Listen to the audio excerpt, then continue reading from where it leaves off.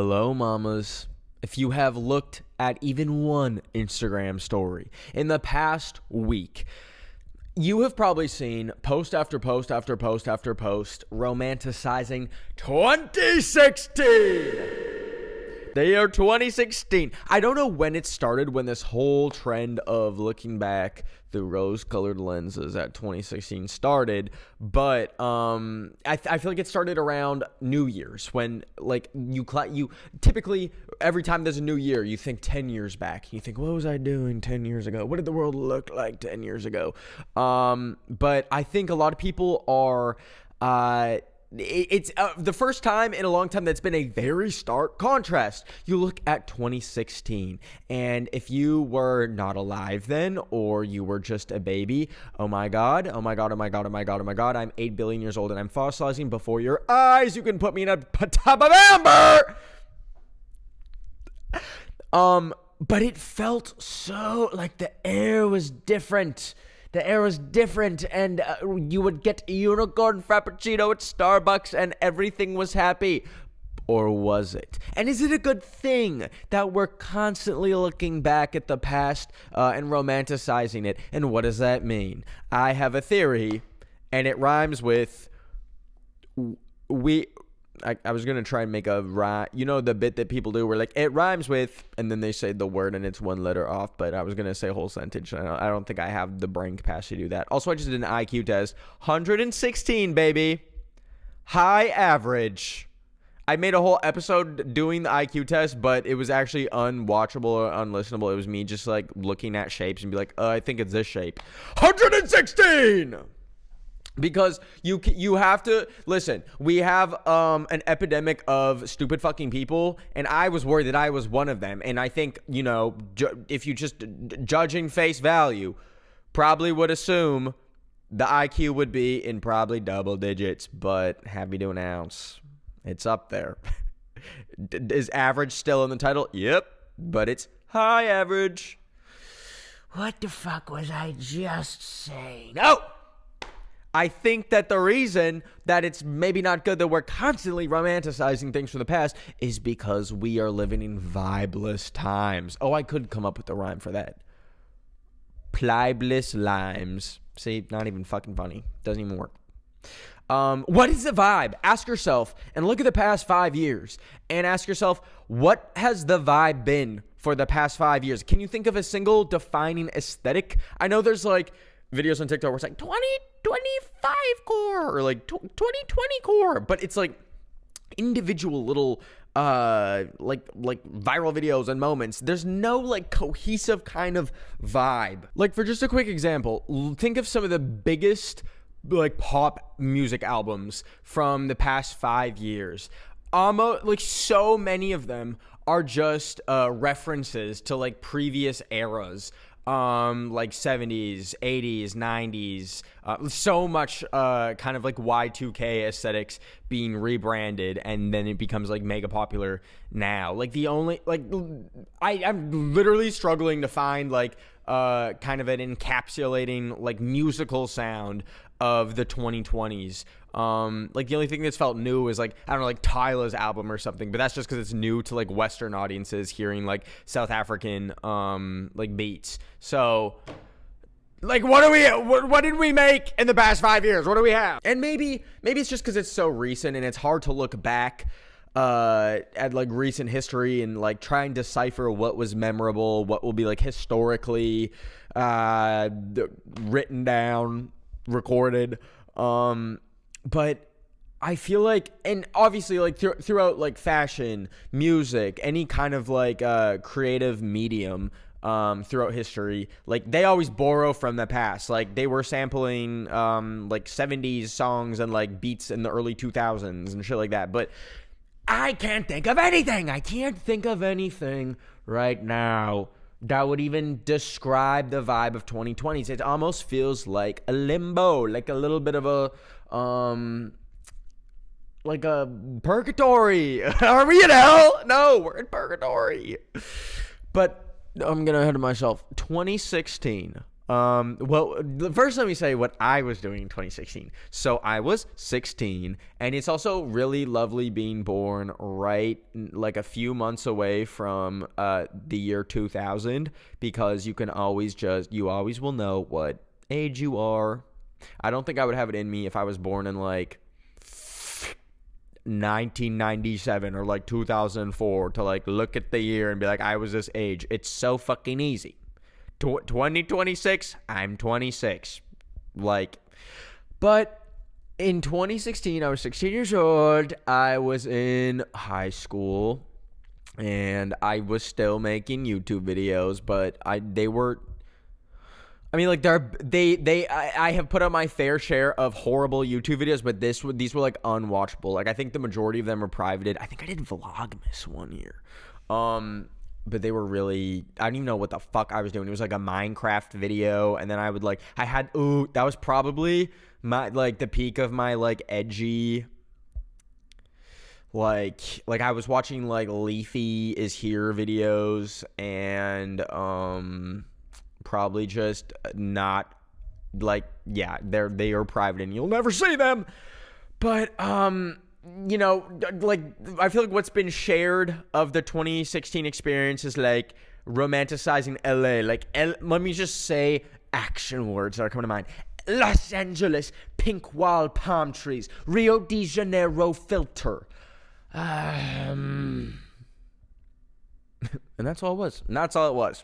for a whole year, we just went back and forth to Starbucks and got a pink secret menu drink. But it's funny because, you know, 2016 did have a very optimistic vibe.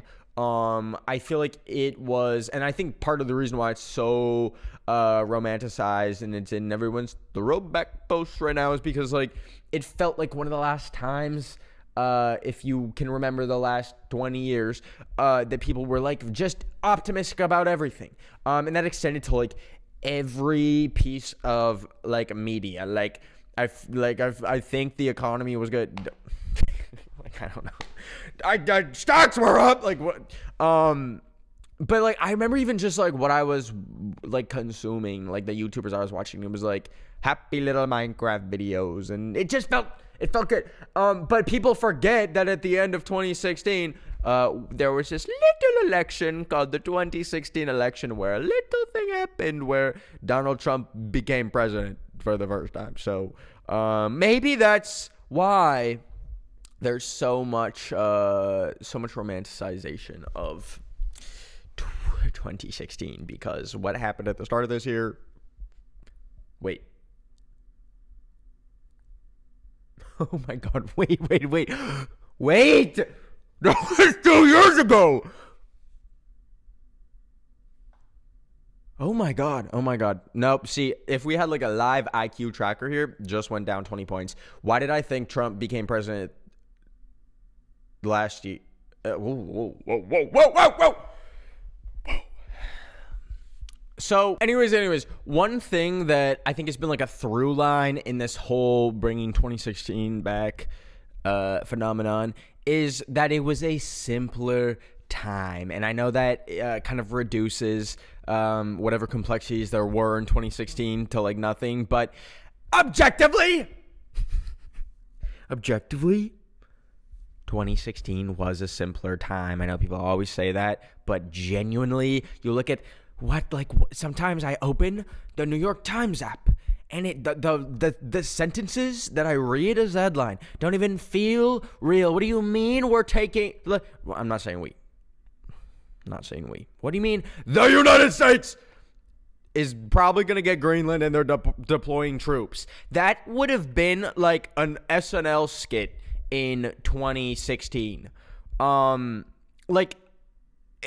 It was literally like you would turn on the TV in 2016. It would be like Ellen had like some kid who did viral dance on her show, and then it would be like Hillary Clinton saying, "Let's Pokemon go to the polls," and like that was the craziest thing that happened this year. Whereas like this year, I feel like 2020, it was like, okay, we're starting, you know, we had a sprinkle of like historical events happen, and now it's like every day it's like something that's going to be in a textbook. So I think that the longing for in an optimistic, simpler time is why you see people using the dog filter on Snapchat again. Isn't it crazy how everything's connected like that? How... But despite everything I just said, I would like to take a trip down memory lane and share the things from 2016 that I think that people are forgetting about, that is becoming lost media, that we're losing the ancient texts about, that we can't. First off, I'm going to sacrifice what's left of my dignity to share this with you, but we're forgetting about being Chungus, being like cringe Chungus. Like, we're talking like genuinely laughing at the B movie script or like Shrek. And I will provide you with this clip. 4, 3, 2, 1, According to all known laws of aviation, bees should not be able to fly. Their wings are too small to get its fat little body off the ground. That was me in drama class, reading the entire opening monologue of the B movie script, because it was funny. It was funny at the time. You hear the laughs back there? Yeah, you want to fucking laugh at me? But I got, out of everyone that did their stupid little monologues, we had motherfuckers come up and do like some like Lord of the Rings monologue, and be like, an elf walks through the Shire, and like and it was quiet. But then I walked on stage and did the fucking B movie script, and I made them giggle. No one else did that. Next up is like the ship. This is a YouTube specific one, but oh my god, the like shipping yourself in a box trend on YouTube, and every single video was fake, like every single one. But like like every YouTuber that did it like committed to it so heavily, and yeah, like even I thought it was real. Like I remember like when Rice Gum like got in a box and was like, I'm shipping myself. I was like, oh my god, how did he do it? And like me and my friends, I'm also gonna include a clip right here. So me and my friends wanted to like fake it as well, so we made a video. But we did a bit where they lit the box on fire with me inside of it. Guys, what the hell? Yo, that's fire! Holy guys, what are you doing? Yo! Guys, why is it so taped? I can't get out! Yo! Holy guys, are you there? Guys, let me out! No. Guys.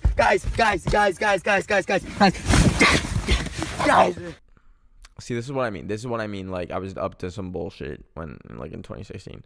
Freaking what else? I had something else written down. Side note again, I know, like, a frequent comment I get is that I'm, like, batshit crazy. This is lobotomy version of me. The shit I was doing at 16 on YouTube is the reason why I had community guideline strike after community guideline strike that I had to wait, like, what was it, like 3 years for it to go away or something. Notable honorable mentions is when I made a Tide Pod martini. Thinking about this one, when there was like the craze, like, drink or to eat Tide Pods, I like, as a joke, me trying to like defend this, made I like mixed Tide, and then it actually looked good. Like, sue me, lock me the fuck up, community strike me. It was like I poured like Tide into a martini glass and then like did like a salt rim and put like a Tide Pod as like a lemon, and it looked good. And then I like pretended to take a sip. I didn't even drink it, obviously, because hello, like. And yeah, I got a community guideline strike for that one too. But damn, yeah. And also, I'm not gonna show their faces, but think about how I just had friends where I could say, put me in a box in the wilderness and light me on fire, and they did it. And also said, waterboard me under a telephone pole. Honorable mention for 2016 moments. This wasn't even a trend. This just came to my mind. I didn't believe that waterboarding hurt. You know, like the CIA torture method. So what did I do? Yeah. Are you ready? Okay, count down from 10. No, we're not doing that. You just gotta let it happen. Put your hands down. 2, 1.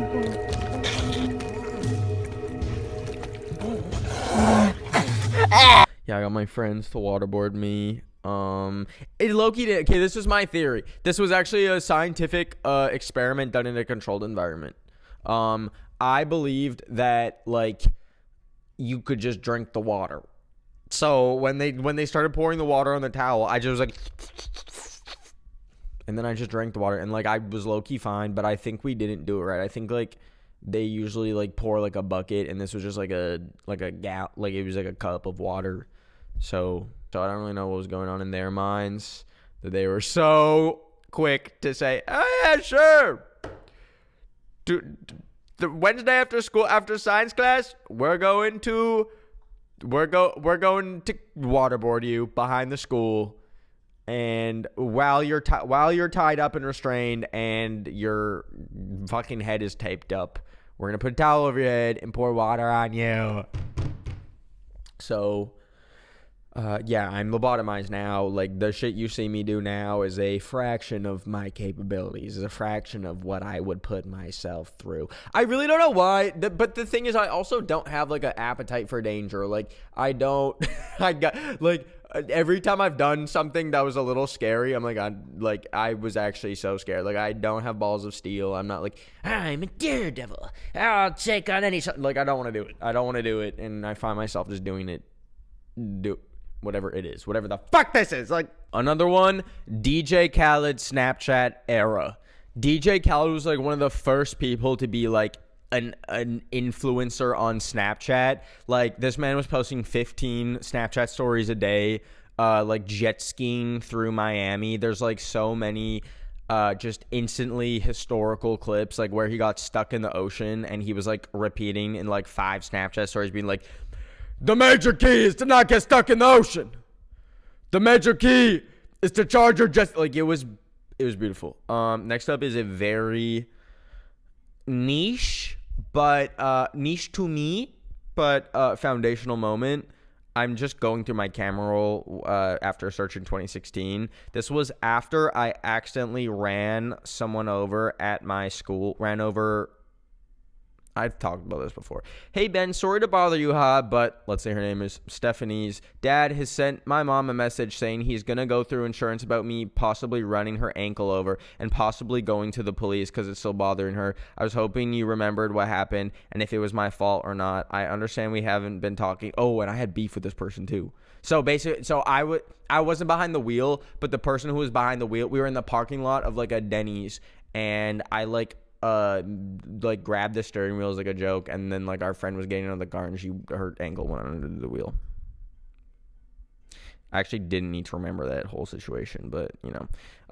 Pokemon Go mentioned that. Continuing on, somewhat lexicon related things, saying chalky milk unironically, saying like I want chalky milk, pointing at a garbage can and saying me. Wow. And also, this one is going to be a little bit of a deep cut, and I am so curious if there is anyone watching this who will know what I'm talking about, but the app and website called YouNow. Does anyone at all remember YouNow? It was like a 2016, like, Musically era Twitch. Like, I think Twitch still existed, but this was like pretty much everyone would like stream from their webcam, and the people that would stream on there, it was like a lot of like Viners and Musically people, and it was the strangest thing ever. And I used to stream on there, and there was this like website called, or not a website, sorry, what am I saying? It was like a trend called like sleep streaming. So like I think I would like consistently get like maybe like 10 concurrent viewers. I remember one time I got like 100 or something. Like some famous YouNower like featured me or something, and I didn't even really have, this was like my first kind of experience with like anyone watching me online, because like my YouTube videos would get like 50 views, like no one was watching those. It was like, I swear it was like bots at the most. But I started getting like some of these people watching me on You Now, and I'd like see like them watching over and over, and they like follow me on Instagram and stuff. There was like 2 people that like did like fan art, and I thought I was like top shit too, because like there was also such a dead website. Like I think it like pretty much like I think it still exists, but it like pretty much completely went into obscurity like maybe in like 2018. But like you could get like maybe 50 viewers and you'd be like one of the top 50 people on the website. So, and I also, they had like a partner program, so you could like potentially get paid. I think I maybe made like $50 total from streaming on You Now. I'm like, and I think there's probably clips of me out there, like probably like 16 years old with my freaking shirt off, like on a stream, being like, la la la la la. Hello, my fat. Like literally on some Miranda Sings. Also, side thing before I really get into this, before I really lore drop on you, the Miranda Sings show Haters Back Off on Netflix. I just rewatched it, and it is actually genuinely incredible. If we were in like an alternate dimension where Miranda Sings or Colleen Bollinger never made the ukulele video, I think she would actually be one of the great comedic minds of our generation. Like, it's actually a really good show. But I just found this Snapchat conversation with one of the people who's like one of my top fans on You Now. Mind you, I was 16. So he was like, "Hey man, watch you on You Now. Thought you'd be dope for a modeling gig. Let me know if you're interested and we can talk money. Thanks." And I said, "Hey, what's up?" If my iPad dies one more time, I swear to God. Me talking to a random man, I'm like, "Hey, my name's Ben. What's up?" He said, "Dope. Basically hiring a dude to send me hot pics and videos. The gig starts at $10,000 a week, and I can verify my legitimacy." I had $4 to my name. I was ready to be shipped off to Dubai and pissed on. Sorry. "All the content stays between us and only us. Nudes is what I'm after. As long as they're not published, you're able to give consent and nowhere. They're for my eyes only." I said, I don't know about this. He said, "I'm not trying to marry you. You get paid to do it. Not like you're doing it for pleasure." What the fuck? I said, "What do you need nudes for?" Oh, wait. I ate him up. I said, "What do you need nudes for $10,000 when you can go to Pornhub for free?" Yup. He said, "I don't need them. I want them. I can more than afford them. It's a solid deal." And then I said, "Bro, you would probably just sell them on some porn website or something. You have no legitimacy." He said, "You didn't even give me a chance to prove myself. But okay, man." Then I said, "You fake. How the fuck are you depositing money into my bank account when you don't even know my email or PayPal or bank number or even name?" And then there's just screenshots of me arguing. Oh my God. What else in 2016? What a time to be alive. I feel like that's when no, I'm thinking of House Party, but that was like COVID times. That was right before COVID. Or no, maybe that was COVID. No, that was 2016. There was an app called House Party, and it was like just group FaceTime. But it was like, so like everyone at high school would just be on House Party, and like I remember there's so many people I was like scared to talk to at my school because they were like happy kids, and then like I'd be added to like their like house party call, and I'd have to like lock the fucking. I was like, "Yo, what's up?" "Me, not much. I'm just skateboarding." Like, oh my God. It was what a time to be alive. I truly am grateful that that's where my brain came to be, and that's what I grew up in. And I know everyone like romanticizes their childhood, and everyone looks back at the past with rose-colored lenses, but I truly am grateful to have been a teenager in 2016 and wouldn't have had it any other fucking way. But with all that in mind, I wonder how we'll look back at 2026 in 2036. Will we be alive? I don't know. We will be, guys. We will be. I have a feeling that maybe things aren't as crazy as they seem, and they just feel so crazy because we're living them, but who the fuck knows? Now, I think it's objectively crazy. I think it's objectively crazy times to be living in. But I think if I was like a time traveler and it was like 2036, and I was like, okay, what were the defining characteristics of the 2020s? Maybe let's just say the 2020s as a whole. I feel like for the first time, what's going to be really notable about this decade in the future is like how we were the first people to witness AI. I'm sure it will be something that's absolutely not even like recognizable in 2036 compared to how it is now. Like right now it's literally just like a glorified Google search, and I'm sure in 2036 it will be like pumping our hearts manually for us. So I feel like that'll be one, like the advent of AI will be like a really kind of pinnacle thing from 2020. Maybe like well, obviously COVID. I mean, like COVID I feel like was one of the last distinct aesthetics that I can think of. Like that was truly like and all the things that came from it, like how people were dressing, that's like e-boys. Like what the fuck was that? What was that? Why is there probably multiple TikToks of me putting on skinny jeans and then like a sweater with like cyber sigilism fucking symbols, and then like getting an ear piercing? Why did I do that? And then like making a video to like that Corpse Guy's fucking song was like, choke me till you hate me but you love me. But since then, there's been nothing. No fucking vibe. Vibeless times.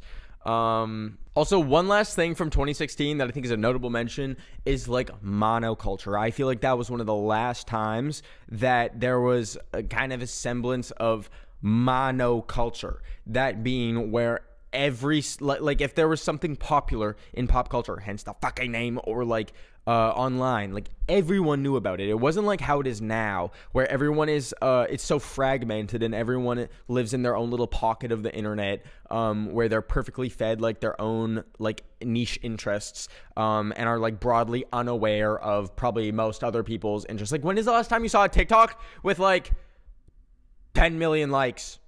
I saw a TikTok with like 30 million likes last month, and I was like, oh, they still do that? That's still possible? Like everything is so hyper specific, and there's benefits and major losses from having that. I think a benefit, especially like through like the Vine era of having a monoculture, was like those jokes were like everyone knew it, and it was like a joining thing. Like you could bond over the same things, and now it's like a fucking like a K-pop fan and I don't know, someone that's into like I don't know, like Arc Raiders or something, aren't gonna have like much in common because they have different, like their algorithm is all like let me just say, I'm gonna say a random K-pop group that comes to mind, and then all the comments are gonna be it SM1, and then like the, you know what I'm saying. Anyways, I miss it. I miss monoculture. I miss everyone being on the same fucking page about things. No one's on the same page anymore. Oh my god. How the fuck are we gonna get anything done in society if we don't know what our neighbor's fucking middle name is? Like, oh my god. I think when the internet collapses and we're cooking squirrels over a garbage can, we'll come back to it. We'll say, hey, the conversation of the future will go like this. You know, I've cooked brown squirrels, but I find that the dark brown squirrels from the plains region are a lot juicier. And then that will be, and then people will bond over like what type of rodent they like to cook over a fire in the crumbled buildings that once housed our cities of the world. I'm just kidding. It'll never get that bleak. I don't think. Thanks for listening. Can't wait to tune in next year when we romanticize 2017. But then we look back at when things started to get bad, when it started to get a little crazy. But overall, I am taking hope and inspiration from it because it's an even numbered year, and I love even numbered years, and I think they're blessed. And also, at the end of the day, maybe it can be 2016 in our hearts. I love y'all. See you next Thursday. New video this weekend. Also, I'm posting TikToks again. I found my password and I'm posting TikToks. Okay, bye. If young Metro don't trust you, I'm gonna